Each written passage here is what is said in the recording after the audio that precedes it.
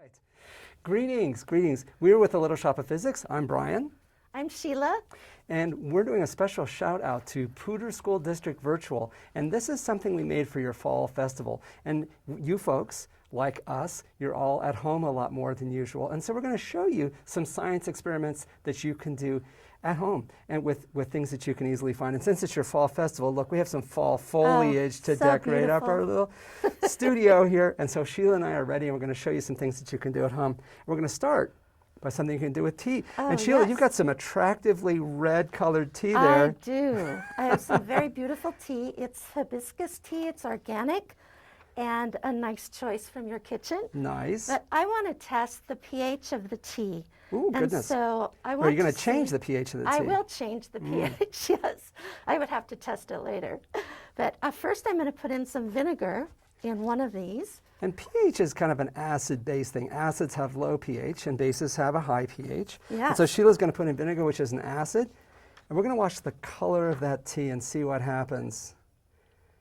What I'm seeing is Not a lot. not a lot. But you know, in science, you want to try things. You want to try some things. So it what didn't change happens. much with the acid. I have baking soda. Oh my gosh, and baking soda is a base. So let's see what happens when you... All right, and I will put this here because I don't want to spill it Because I'm into all the about other that cup. base, baby. I want to try this and see what this does. Okay. Ooh, that made something Oh my happen. goodness. It turned like dark, kind of like blue. Brown. That is awesome. That is awesome. I don't know, it's kind of a strange color. It certainly did change. I kind of like it. And a lot of teas actually start out weakly acidic. And you just took it and you made it basic. And you can see there's a reaction. I'm getting some bubbles there. And that's a reaction with the acid in the tea.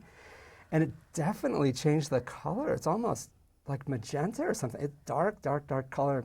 And that's a shift because the pigment that gives that tea its red color changes color with acids and bases. Who knew? I didn't know that what until a this. nice discovery. This is awesome. You know? And I love actually, a student suggested that to me.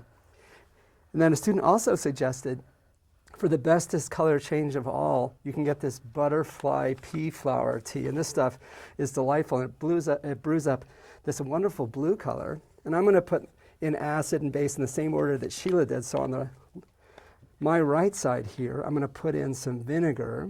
And then what happens to the tea is, whoa! Oh, wow, It that's turns from beautiful. blue to kind of a red color, which is quite delightful.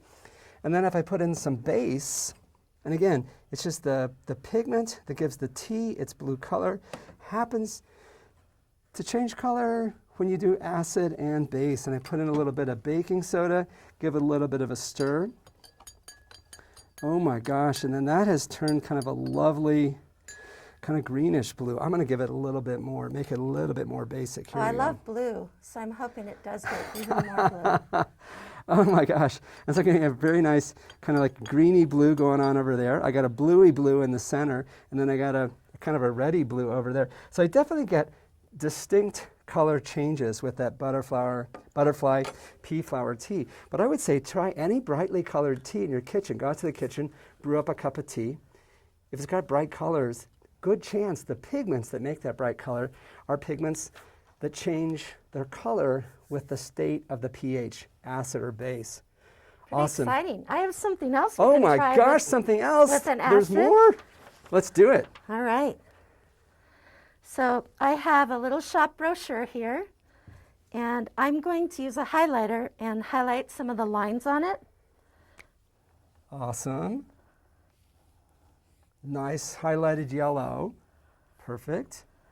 And this was a tip that was told to us by a college student who said at the end of the semester, if you're trying to turn your textbooks back to the bookstore and get a couple of dollars back and you've got highlighter in it, not to worry. I love this. What a good, useful thing to have. Yeah. So I'm just going to put a little vinegar on this Q-tip A little bit of acid. and rub Oh it my over gosh. the brochure. Highlighter is gone. Oh my gosh. Highlighter is gone. Awesome. And the highlighter is This gone, is and the amazing. highlighter is gone. Now here's the thing. The highlighter is not gone. It just changed color. And it turns out that the yellow pigment in that highlighter, it changes color with that state of acid and base. And if you turn it a little bit acidic, it changes color from being yellow to being transparent. It's almost like magic, but it's science. Awesome. Awesome. That's a very, very practical tip if you're a college student and you're trying to Yes. kind of like erase all traces of highlighting in your books. We're going to show you a couple of other kitchen chemistry things, because these are things we're using vinegar, we're using highlighters, we're using tea. Next one, I'm going to use an orange. And here's kind of an amazing thing. Turns out, in the peel of the orange, there's an oil. There's an oil that comes out. So when I peel an orange, this oil squirts out. And the oil is really good at dissolving things, such as latex. So I have a latex balloon, and I have an orange. I'm just going to peel the orange. And when I peel it, Oh my gosh, that was so scary. oh my God, did not see that coming. Did not see that coming. Crazy. And you saw what I did. I just started to peel an orange. I got one thumbnail in, boom, and that balloon just went down. Crazy. So we live in a world where oranges pop balloons. When I peel this orange and it caused the balloon to pop. But you know what doesn't pop balloons? I have a very sharp pencil, and I was protecting it with a straw so that the pencil tip, which Brian sharpened, would stay as pointy as possible. Awesome. So we just got it super, super pointy. And it turns out when you stick a needle in a balloon, it doesn't pop so much as it tears. And so graphite in the pencil is actually a pretty good lubricant. And Sheila's going to take this and put it in the balloon. And where are you putting it in? I'm putting it in right at the end of the balloon where it looks a little bit thicker. A little bit thicker. So I'm going to take that pencil, put it right on the thick spot, and then it's not going to go straight in. Sheila's twirling it. And the graphite is a good lubricant, and it's super, super sharp. And as she pushes it in, it's going to work its way. You would think it would have already into popped the balloon. it. Uh-oh. Came loose from there. Back in. Twirl it and give it a little bit more of a push.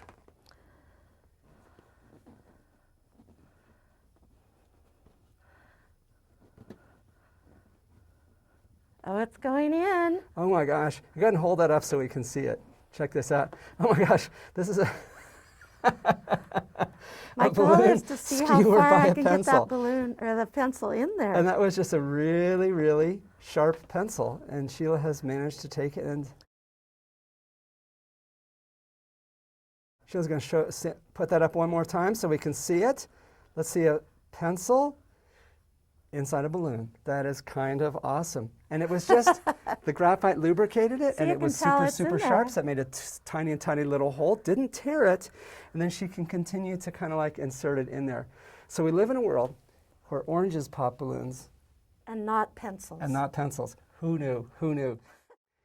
So our next sequence, we're going to do some things with bubbles. And we're going to show you how to make some truly awesome bubble solution. And this stuff right here, we made by using 1 part soap, 1 part corn syrup, and 2 parts water. And it turns out soap stabilizes a film so that you get a bubble. What corn syrup does is it keeps the bubble from evaporating. And evaporation is the enemy of bubbles. And if you do this, you make these very, very robust bubbles. And I'm going to show you something awesome you can do with them. I'm going to put on a glove, and this is just regular gloves. As a matter of fact, I took this out of my coat this morning. It was a chilly morning. And I'm going to go ahead and dip this in here, and I'm going to use my little pump to give myself a nice bubble. And then I can shake it loose, and then this bubble rests on my hand without popping. And I can actually, oh, we lost it on the screen. Lost it on the screen. There we go. I can actually juggle them, which is kind of amazing. And you would think they would pop when they hit my hand, but it turns out they don't. They don't. And it turns out they don't wet the glove. And so they can just, and that's actually resting on that surface. I can touch this with my finger. I can push around a little bit. And you can do this yourself. You can do this yourself. You can make bubbles that you can juggle if you use this recipe. Again, 1 part soap, 1 part corn syrup, 2 parts water. And you end up with this very, very thick bubble solution. It makes amazing colors that you need to try. And Sheila is going to show us another awesome bubble trick. And Sheila, what do you got going on over here? Well, since you could actually juggle bubbles, I wanted to do something surprising as well, because bubbles usually come out in a sphere I want bubbles together. to be round. So I have a cube that I've made from some straws, and I am going to put it in this solution of soap, glycerin, and water. And it turns out we just played around with the Yeah. proportions, and it's not really sensitive to the exact proportions you use. And so there should be I see a bubble film on. a skin on all Yeah, sides. I do. I do. And I'm going to have a little bubble solution in my mouth too. All right, and Sheila's putting more bubbles inside. Awesome, there's one more.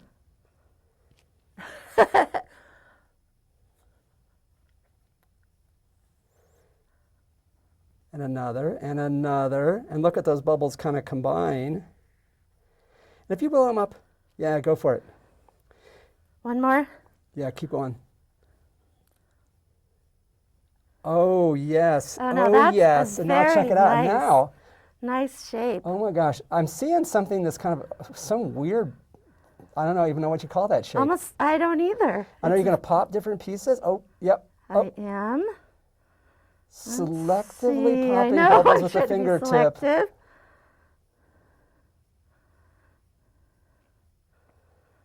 And we're almost there. Almost there. We got a bubble that's almost a cube right there. Oh my gosh, look at that. Isn't that beautiful? That is an awesome cube. It's so cute. It is very cute. And I'm seeing amazing colors in that too. And oh. There it goes. And so That was beautiful, the though. surface tension, you can see it pulls the bubbles into those really, really tight shapes, and you can make all sorts of different shapes of bubbles. And this depends upon the fact that the water molecules are sticky and they like to pull into a really tight film. And there's another thing we can do with this, which we're May I just share doing some now. of this with you? And I'm going to take some of this awesome bubble solution from Sheila, and I'm going to pour it out in this tray. And when you're doing this, you don't want a lot of foam. You don't want foam. Foam is the enemy here, because I want to get inside this ring here, I want to get a really nice, just single film. And I got an awesome single film here. And then I'm going to take this string, and this is a very lightweight string. I'm going to get it in the bubble solution. And I'm going to take it and set this on the film. There it is. Now I'm going to take it, I'm going to pop the bubble inside, and then it opens up into a circle. And what's holding that circle tight is the tension of the film. That is awesome. And there is no bubble there, but there is a bubble here. And I can actually roll it around. Oh my goodness. I have a little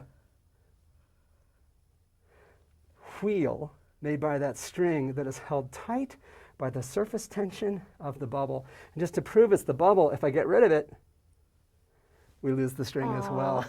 That does seem like an unreal thing as well, that you can make a hole in a bubble. You can make a hole in a bubble. Crazy. So those are some things you can try with bubbles.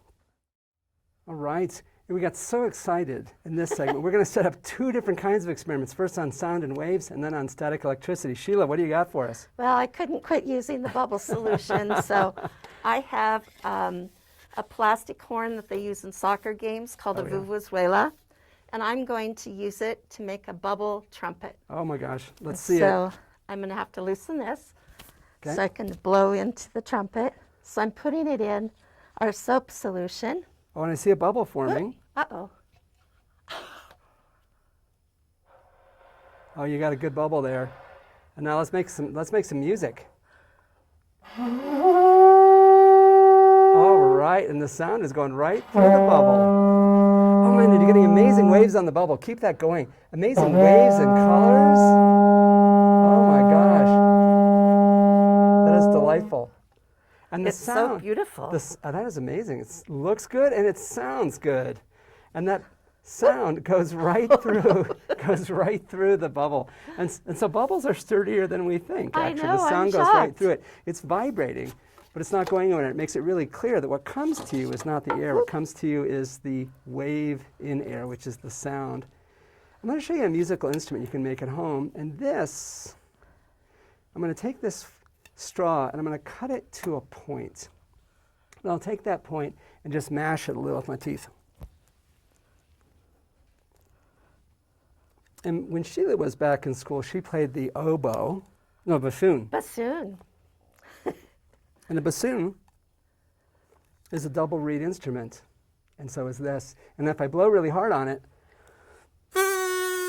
I get a pitch out of it, which is awesome. And if I make the straw, oh wait, hang on. And then check it out. I can do like a Dizzy Gillespie. There we go. I got my Dizzy Gillespie straw trumpet. Awesome. And if I take the straw and make it shorter, let's see what it does to the pitch.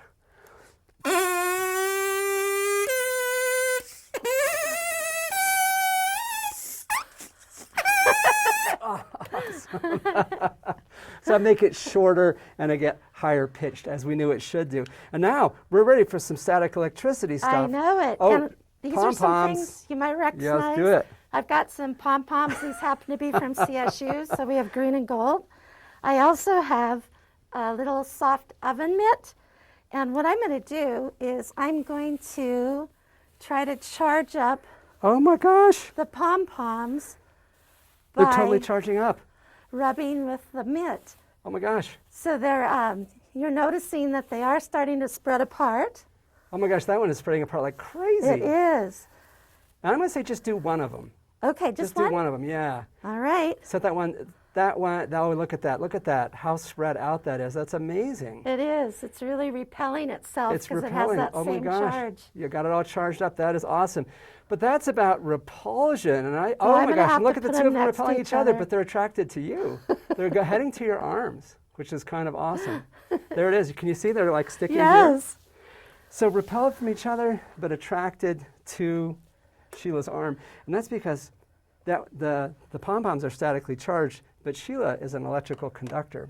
Now I'm going to show you some more static electricity stuff you can do. So I have a balloon, and balloons you can build up great static charges. And I'm going to rub it on this scarf. It's your fall festival. It's getting a little chillier. I'm going to take this balloon and bring it near all these little leaves here, and check this out. I got my fall foliage.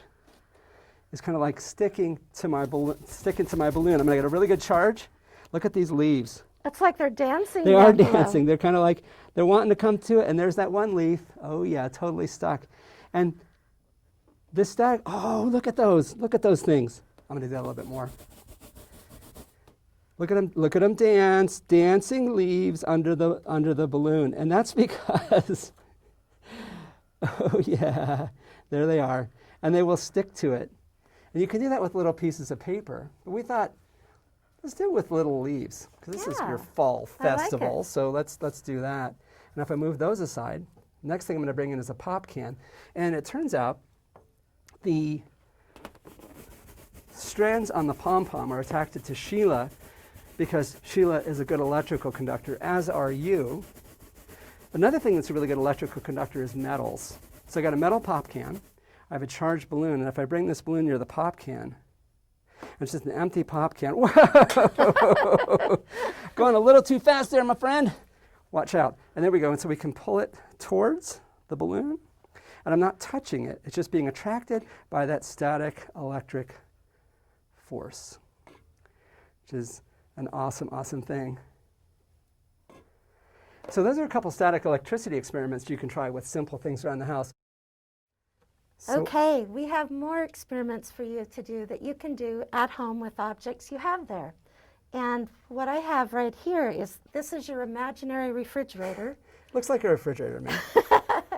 And I have some refrigerator magnets on it. And as we know, magnets are indigenous to refrigerators. We And know they're that that's special Little Shop of Physics Awesome. magnets, but any magnet will do this, a refrigerator magnet.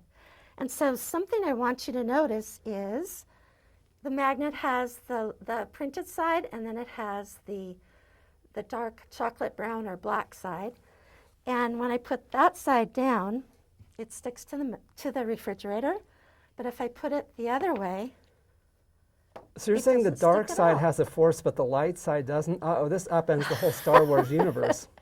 well, what's so interesting about these two, and I'll put that away here, is that when you put this special magnet view paper over the magnet, Oh, I see a bunch of stripes. yeah, there's tiny little stripes, and it turns out each strip is polarized north to south and south to north.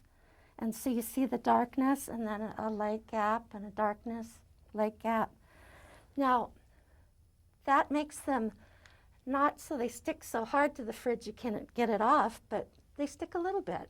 What's the other side look like? There you go. And with the other side, I'm not getting Whoop. anything. Let me use a different part. Nothing. No lines. So all the magnetic field lines come out of the back of the magnet. All the magnetic field is there, which is kind of awesome. And then you said it was it was like alternating north and south poles. Yes. And so something that's really interesting to do is you can put these two magnets together and they slide easily this way. Oh, because I'm going along the direction of the poles. It's going the long direction. Awesome. But if I put them sideways like this, they want to catch, and you can even hear it. I can hear it buzzing. Awesome, awesome. So that's something folks can try. Grab a couple of refrigerator magnets that are the same. They'll stick on one side, not on the other, and then one way they're slidey, and the other way they're buzzy, which is kind of awesome. That has to do with the physics of how the magnets are put together. Awesome, It's awesome. pretty fun. Most of the magnets that you've used in your life aren't sticking to your refrigerator. They're inside motors and speakers and things like that. And those always work on this principle, that if I have a magnetic field, it exerts forces on moving charged particles. So I have this piece of wire here that I bent into the shape of a heart, and I trimmed it here so it's bare. And it's trimmed at the end so it's bare there. This is a battery. This is a magnet. And then I just have a little metal plate here. And if I take this wire and I put it on top of the battery, what's going to happen is current will flow from the bottom up here to the top, and current's going through this wire. Then the magnetic field of that magnet will exert a force on the wire and make it have a little spin. There's my little spinning heart. I know Valentine's Day is really kind of a spring thing, but we couldn't resist. You can love fall. So It's true. We love fall. There we go. Festival. And maybe it's leaf-shaped. There are plants that have that leaf shaped could like be. this. Awesome. So there's a little motor. It's the simplest motor I know how to make. It's one piece of wire, one magnet, one battery. And there you go. And Sheila, what do you got next? Oh, wait, we're moving into motion. What? We are moving into motion. This activity we like to call Are You Fast Enough? But it's one that you need your parents' permission to do when you do this at home. We have a really beautiful tablecloth here, but it's going to be too sticky. So I have a piece of plexiglass, but if you have a table that's smooth, it'll work for that. Then we also have kind of a silky cloth that we cut with a pinking shears, but you can cut it out with whatever you need. And you don't want any edges, any stitched edges on that at all. You want it just smooth. And I'm going to put these delicious drinks of tea. Uh-oh, and I think I know what's coming next. And Sheila, I'm going to say some of these are full of vinegar, so you do not want to spill these. You do not, the stakes are high. It would smell terrible, The stakes are high, wouldn't it? okay? Plus, if they react with the baking soda too, we're This going could to be have a a lot foamy, of foam. stinky mess. So let's keep it tidy. Well, So when I do this, I want to have the glasses kind of close to the edge. Mm-hmm. And then I'm also going to lift up a bit, but then pull down quickly. And so, Brian, you want to give me a countdown? Okay, 3, 2, 1. Oh my gosh, and check it out. Awesome. Well played. And I guess you were fast enough. That cloth came right out from underneath those It things did. without doing a darn thing. It's amazing. And I would take a drink of these, but they have vinegar and baking yeah, soda. we don't know which one. And that is moving quickly to minimize the effects of friction. And now I'm going to do something where I'm going to try to maximize the effects of friction. And I've got 2 books here. And one of them is a book about physics, and one of them is a book about performing. In Little Shop of Physics, man, we do a little bit of column A and a little bit of column B. So I'm going to take these and interleave them.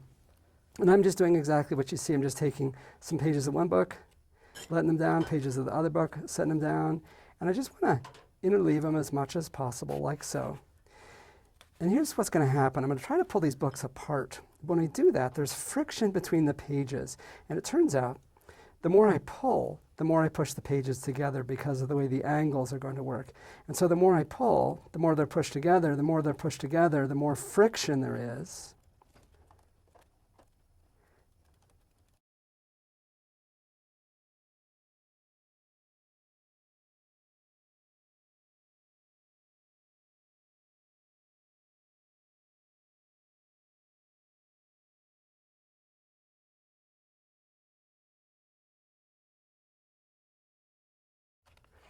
All right, I think we're going to call that good. And then if I take these 2 books and I try to pull them apart, I literally can't, because when I pull them, what that's doing is it's actually trying to pull the pages together, and that pulls the pages together, and that just enhances the effect of the friction force. And it's not just that these books are hard to pull apart, they're impossible. I could hang this from the ceiling, and I could hang from it, and this would not pull apart. The only way I can get them apart is just undo it exactly the way that I just did. And so this was about using friction to do something kind of amazing. But wait a minute, you're going to use friction to do something kind of amazing too. I am. And Sheila's got a special physics mug. I do, and this makes me nervous to be using Brian's special physics mug. It was a gift from a student, so don't break it. When you try this at home, I would again get your parents' permission. And so we have a piece of yarn tied to the handle of the cup, and then we have something heavy on the end. This is a big metal nut. And what I'm going to do is I want to make sure I'm going to have it suspended over my hand, and I want to make sure that the nut does not hit the handle. So I'm going to hold it up like this. Oh my gosh, don't drop it, don't drop it, don't drop it. Oh! What faith you have in me, trusting me with your cup. That is amazing. And it looks like the string caught it just in time. Let's see that one more time. Okay. So unwrap it. And was that pretty tight on your finger? Yes, it was. Oh my gosh. Okay. All right. Nut is off to the side. Lets it go. Oh my gosh. And that thing didn't fall far at all. And then the string catches it. It didn't. It's amazing.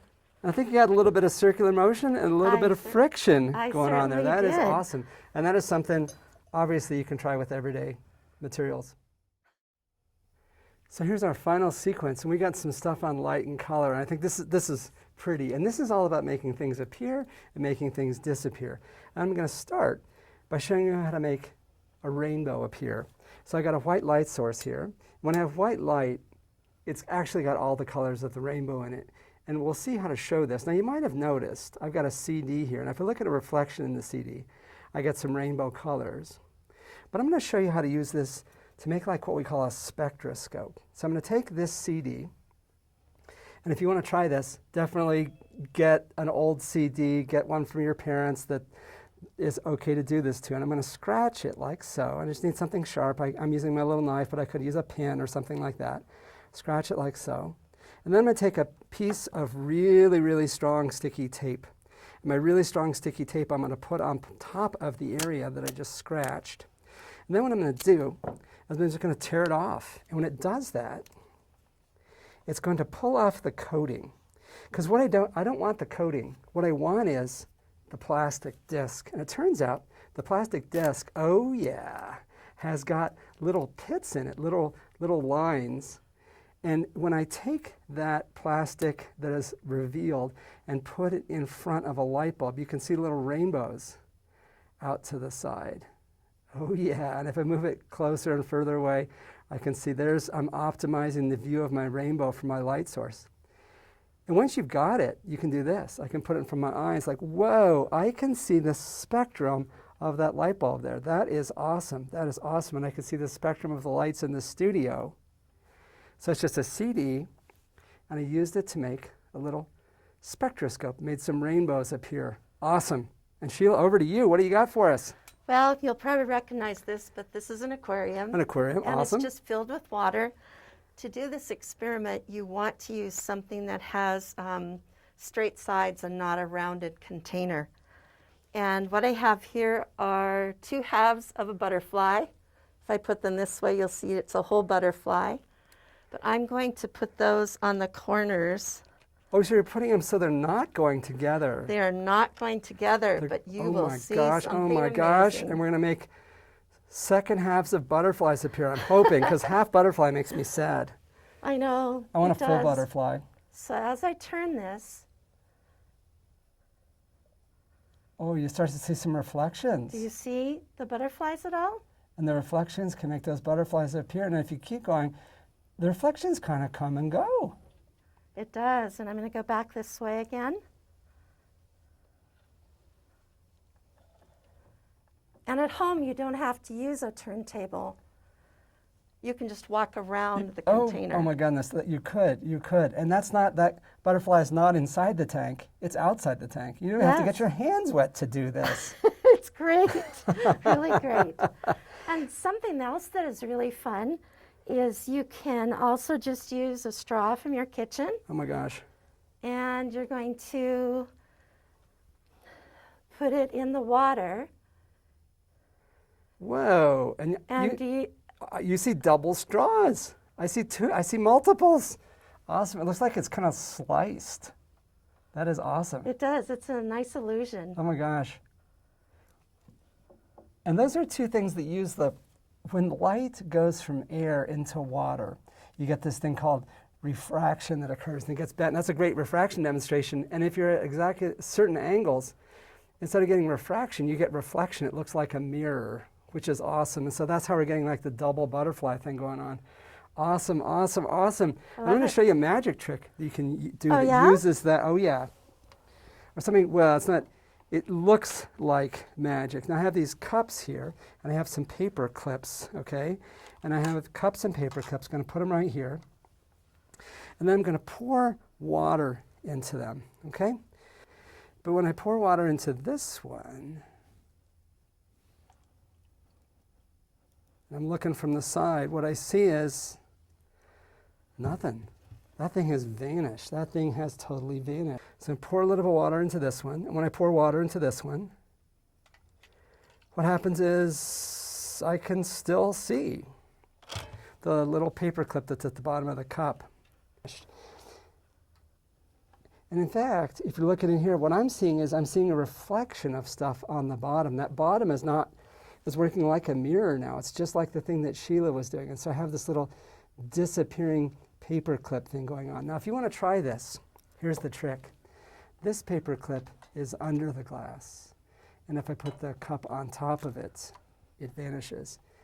This one is inside the glass. Okay, it's just down there at the bottom.